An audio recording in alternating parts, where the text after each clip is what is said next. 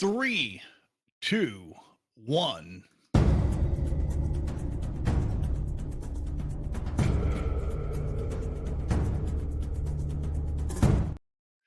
Jay Sreck, Finney Strong Podcast, a spiritual solution to a world in chaos. And we're getting ready to go today. We're going to get fired up. I'm going to bring Mr. C.H. Smith in here today, and we're going to get what they say this party started.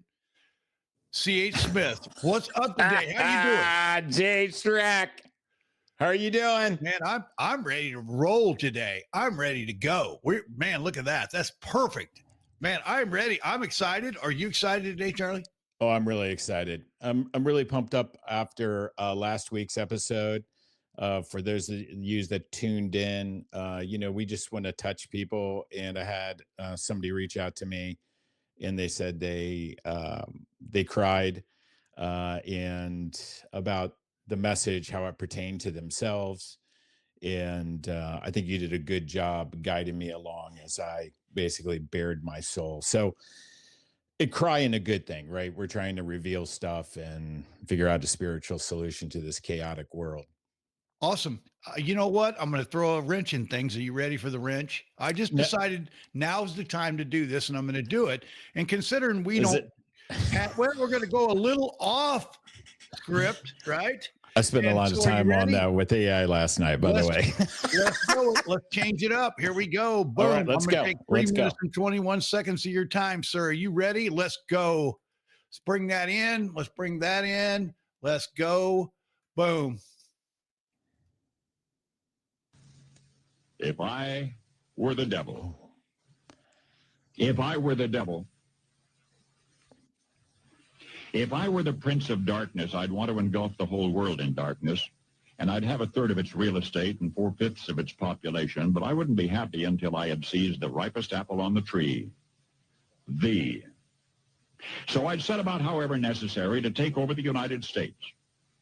I'd subvert the churches first. I'd begin with a campaign of whispers. With the wisdom of a serpent, I would whisper to you as I whispered to Eve, do as you please.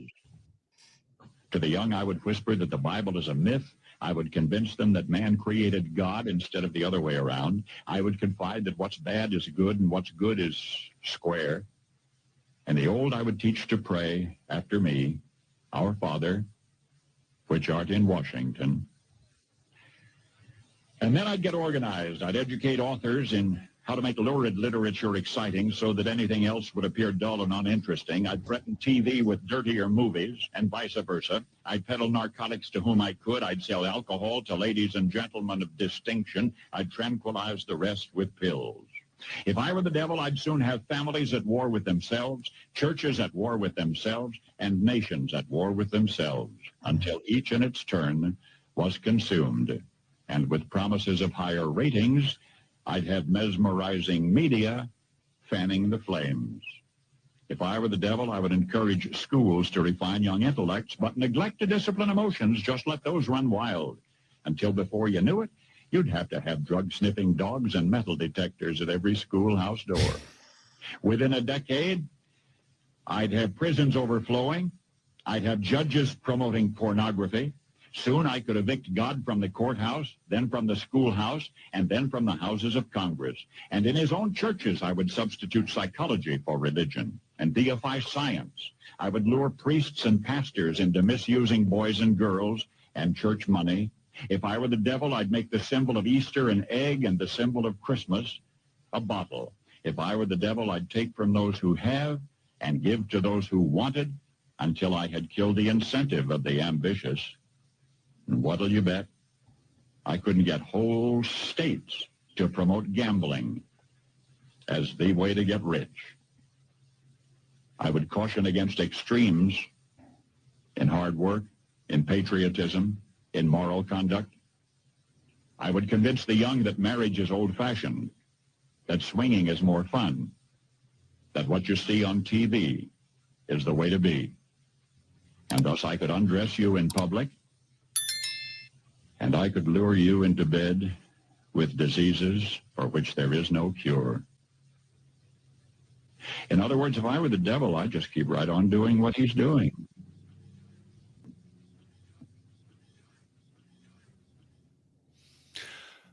Bam.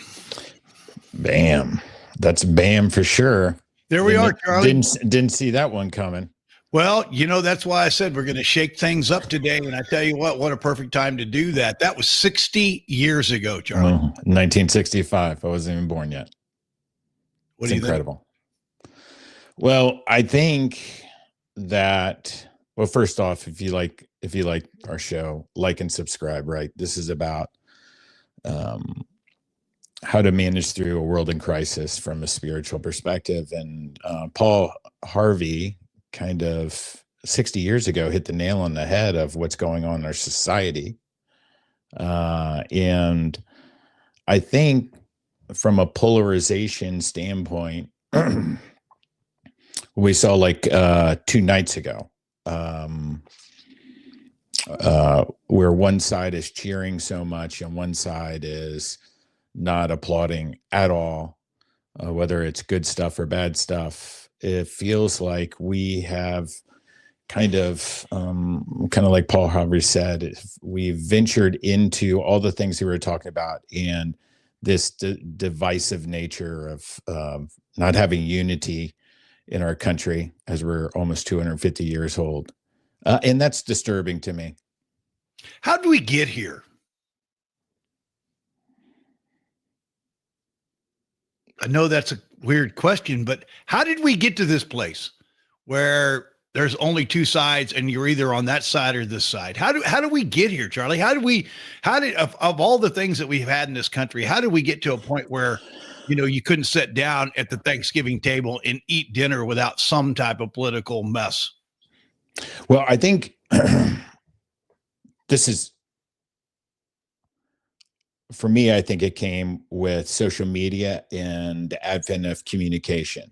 So as we've ramped up communication, right, whether it's TV, from radio to TV to cell phone, now to social media, into real-time information, what that does is has the tendency of forming a cognitive bias, because what you start to do, it used to be like, hey, you watch this TV show or whatever.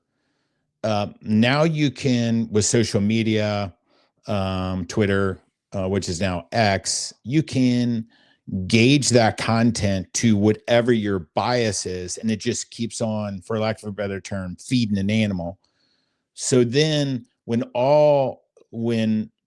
you have more of a tribal aspect, a herd mentality, then you get this rush that we've seen, whether it was the Biden rush and what, that side had the power, and now Trump has the power, right, in a different scheme, and they're coming full tilt. It's like a herd rushing at you, and then the outside voice is minimized because of that.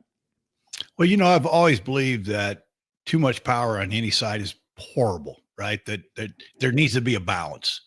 World's about a balance. It's about perspective. It's about the fact that I'm open enough to be able to say that maybe that side's right, or maybe this side's right. Being in the middle is such an odd place anymore for anybody to be.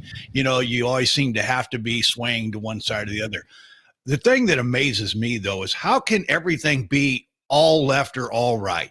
How could the whole division be based on whether you believe that a man can go into a woman's locker room? How could we get to that point, and then everybody on one side says this and everybody on the other side says that, and there's no mixture?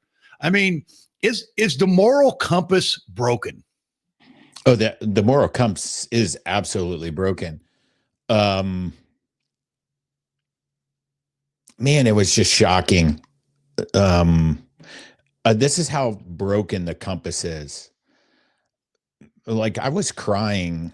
I was crying 2 nights ago when I heard this 13-year-old, or I think he was 13, who had he had brain cancer, 6 surgeries.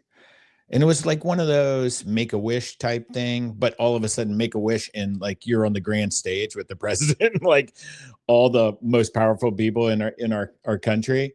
And then they make him, I don't know if you saw this, Jeff, they made him like an honorary, and he's done this, I guess, with the police, because he wants to be a police officer. They made him like, full on like an honorary Secret Service guy. And I was just like, man, that's, the emotions were high. I was like crying. And then you have one side that's totally into it, and then one side where there's no emotion. I don't get that. See, that's where I as trying to walk the path that I walk and being wrong. And the great thing about being in the middle is if you're wrong, you just say you're wrong. Hey, I saw this and after getting more data, I've changed my mind. Well, nobody does that.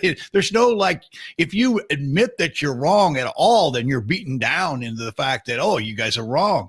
I don't get this system where, that everything's over here is right, everything over here is wrong. All it does is divide, and all I see is hatred coming out of this. And I don't get how these people that are supposed to be representing the people of your district, and whether you're a Republican or a Democrat, you are representing the people in your district, and not all of them are red or blue. And you're going to come there with this hate. To me, that's hate. What I saw there was hate. But, I saw it on Obama, too. I saw when the Republicans did the same exact thing where they sided to the other side just as well. And again, when did this world have to be based on one side is absolutely wrong and one side is absolutely right? We're never going to get where we want to be, in my opinion. What do you think? Well, I think that's where we need to start examining ourselves first. We start with ourselves. And, the term confirmation bias comes to mind. And when you have a confirmation bias, you have cheerleaders on one side, and for whatever it is, right? Good, bad, black, white, gray. And then the other side is so focused on the individual that they can't get the message. That's called confirmation bias. And they feel that that individual is harmful. So you saw this. Now I'm not taking sides. Biden, look at the data. He wasn't that, probably was the least communicative president we've had in the past 50 years, maybe even longer. Then you have the opposite. So then you saw that on that side. It was like, hey, whatever the right side was, or the Republicans, let's say the Republicans, they were against everything that was going on. And then now we flipped with this super aggressive, more like, when I mean aggressive, getting crap done type of posture, but we're starting to see the same exact thing as it flips, right? Where they can't stand the communicator or the leader of that party, which right now is Donald Trump. And it's all about Trump. I didn't understand this Trump derangement syndrome, but now I understand it from a perspective of a confirmation bias, when it's really about the individual and it's not about the message, AKA what we saw with the 13-year-old boy who had cancer, brain surgery, right? And that just wasn't right. Everybody should have applauded. Everybody should have had some type of emotion, if you know what I'm saying. Well, the thought process is that also you can't say something about the leader, whether you believe it or not, without somebody thinking you're siding to one side or the other. Well, I didn't think Biden was with it. I didn't think he was with it. And Trump's, it's got a personality that just turns a lot of people, and you can say, what's wrong with saying that? It doesn't mean you hate the guy. It doesn't mean I hate Biden, and it doesn't mean I love Trump. But why can't you make a statement about that without somebody thinking that, well, you're pro left or pro right? But you just can't have an opinion that, we all have desired taste. So switching a little bit. So that was more confirmation bias. What about in-group bias? What is an in-group bias? So the in-group bias, I think this is more resonates for us. So in-group bias is more of association to a political party or ideology. And it makes us like super loyal or tribal. So when you're super loyal or tribal, right, you're going to, no matter what happens, right, you're going to stand up for the tribe. So that's a second thing, is this group thing. We're all tribal. So you pick your side. I think one of the issues now is all other opinions are drowned. Like, there's only two tribes. So the tribes is Republican and Democrat, whether you're conservative in there or liberal or moderate or whatever, you have to pick two sides, Jay Shrek.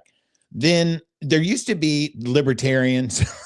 And like this past election, I'm like, who's the libertarian? Like, I didn't even know. The Green Party. And then there's the independents, which aren't a party, but it feels like that population is dramatically kind of dwindled, because you're gonna pick your sides.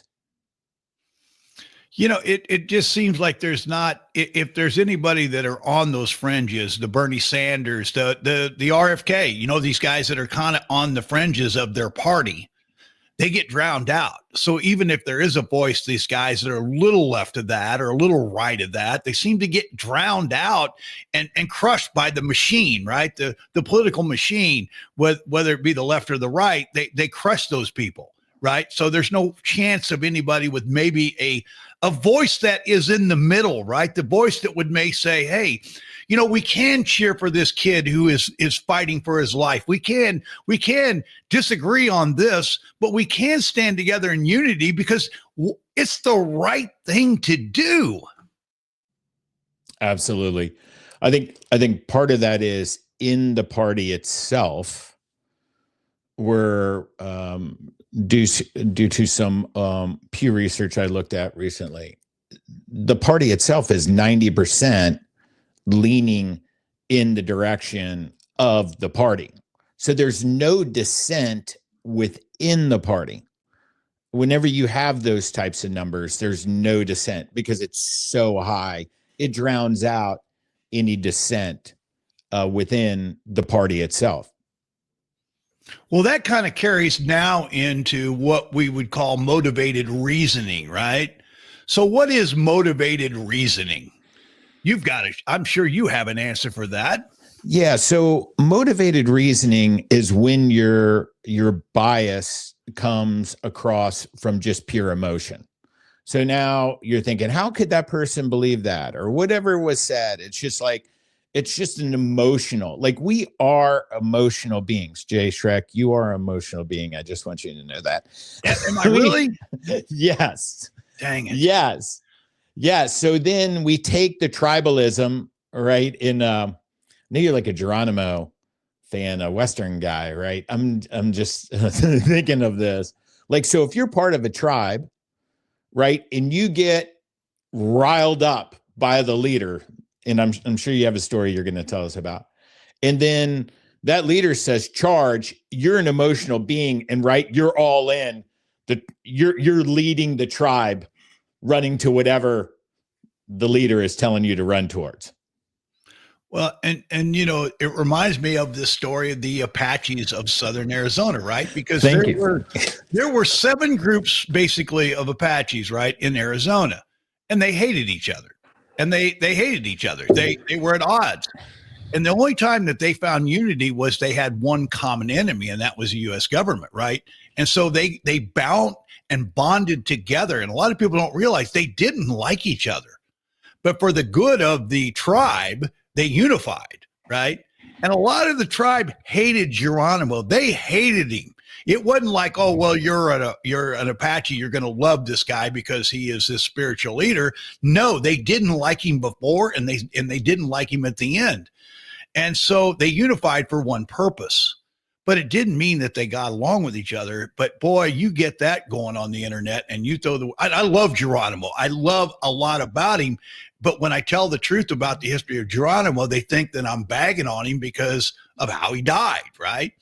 And so it's funny how you can't really be honest even anymore with history, because somebody's going to be offended and hurt when all you're doing is telling the truth, right? I mean, that's it. But people don't want to hear the truth because you think automatic, well, you hate them. Well, no, it's just, that's history, right? History is truthful, and we're all human, and we're going to err. Yeah. It makes me, there's this statistic here on emotional polarization that I wanted to bring up. And this is a 2020, you love when I get into the data here. Oh, I love data. We just don't want to be sitting here talking about stuff. We want to show you the data. So the American National Election Study in 2020 said that 55% of Americans of opposing parties were angry. That sounds like battle to me. Angry, not like opposing the view. That means 55% of these parties, Democrat, Republican, are angry. So I think this is where you see this emotion on social media, Jeff. The 45% who aren't angry aren't out to prove people's opinions wrong. It's that 55% of people that are angry, they want to get after somebody. Well, I believe we're in a civil war. I believe this is the start of the Civil War. We've shot the cannons. I don't think we just happened. I think that we have started it, and I believe that the media has caused this Civil War. It's caused this divide. It's where you can't have an opinion on one side or the other. It's got so horrible when you see this kid again that has this life-threatening sickness, and you can't cheer for that kid. I mean, we have to look at the moral compass being broken and figure out a way to fix it. So how are we going to heal this, Charlie? How are we going to heal this wound? And it's a gaping wound, and it's deep. Can it be saved? Can we heal it? Oh, I think it can be healed, but it has to be healed from the inside out. I've been thinking about this for a while. As you know, I wanted to have a little conversation about this about a month ago, and the timing wasn't right. And I have been feeling a lot of pain for our country and how we treat each other, and thinking about how to fix that. So I've done some research here, and this is where I'm going on this. This is research. This is numbers. Right? Don't get after me on the numbers. I'm just telling you what the numbers are. According to Pew Research, we are a Christian culture, 60 to 70%, and I kind of expanded that out. I wanted to give it a broader range of people identify as Christian. So I don't know if that means going to church every week. But what I would say that's more from a cultural perspective on this number. Out of that, 4% are actually people that are what I would consider practicing. So when I say practicing, you're reading scripture. You are intentionally trying to have a greater relationship with God. For me, it's like to be more like Jesus. So everything I do, whether it's prayer, meditation, I talked about remember we had an episode on 10 things I was trying to practice each day to love God and love people. So it really comes down to loving God and loving people. So that comes from actually the book of Matthew, chapter 22. Did a little research, and that's when Jesus talks about the greatest commands. The first command, he says, we had the Old Testament, you have the 10 commandments. He said the greatest command, as he was answering people, was to love God. And then number 2 was to love your neighbor. And somewhere, if you look at the statistics, we have totally, maybe you love God, but somewhere, especially in social media world, we have forgot love your neighbor. Well, we don't even have community anymore because of the pandemic. Everybody got used to being able to go to church online, and I hate to tell anybody this: there's no community online. You can say that there is, and I know some places that are acting like there is, but man, I'm not a believer in that. I'm not a believer that I believe that it's important that not only do you go somewhere to hear the message, that you can actually reach out and touch people physically, actually be there and actually have them in their presence. And as humans, that's critical to our health, to our mental health, that we not only hear the message of God, but we also hear and feel the community which we're a part of. Because no more on social media is that guy that's saying that or that gal that's saying that. This is the person right in front of me that I can have a discussion with, and we've lost the art of conversation. Totally agree. And I'm going to run some more biblical stuff here because you hit something for me. So Jesus was most upset at the Pharisees. These are the priests, the high priests. And because they came off as arrogant, narcissistic, judgmental, right? And so we've seen, like, Jesus has given us an example of what you don't want to do.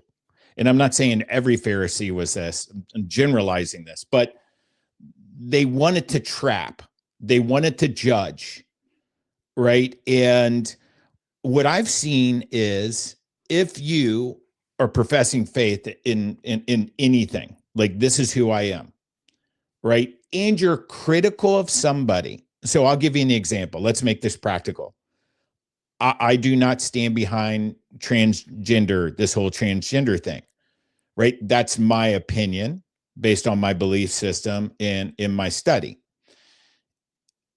But that doesn't mean I should demonize, judge, and try to tear down a person because, and we talked about this last week, totally. You should go back to that episode about having compassion for people who are not in the norms of society. That's what I felt. And I just think we need to, going back, love God and then love people and then let God figure it out from there. It's not ours to be the judge. Otherwise, we will be judged. Do you understand what I'm trying to communicate here as we're getting into the 2-minute warning? Well, as it goes, I mean, if you look at just the golden rule, right, or you look at the commandments and you just follow that basic thing, love thy neighbor, all those things, right, you know, that are just basic stuff. But, you know, what scares me, though, is when you say these numbers of 70% and then you say that there's only 4%. Now, if you're a gambling guy, and this is not sponsored by DraftKings by any matter, but it's pretty poor odds that we're going to come out of some situation or win when you're only looking at 4% of the United States that actually practice any type of spirituality at all. That's scary to me, Charlie. Well, again, that's what the research says. That is really scary. I think. So where does that take us, Jeff? It takes us to a point where we need to freaking love God and love our neighbor. And we need to stop judging people. Well, that takes us, Charlie, to the 2-minute warning. So you're on the clock. So how do you want to wrap this up? That's it. I think so. I think for everybody that is watching this podcast right now, and as well as myself, we need to take, you know, and maybe it's not meditation to you, but just take 5 minutes and put the phone down and everything and just ask God to reveal your bias towards people. And are you showing love to God? And is that love outflowing to people? I think we just need to ask ourselves that simple question. And then take some practical steps to move forward in life, in your business, in your friendships. Get to know people who don't think like you, right? And be a part of your community, like you said.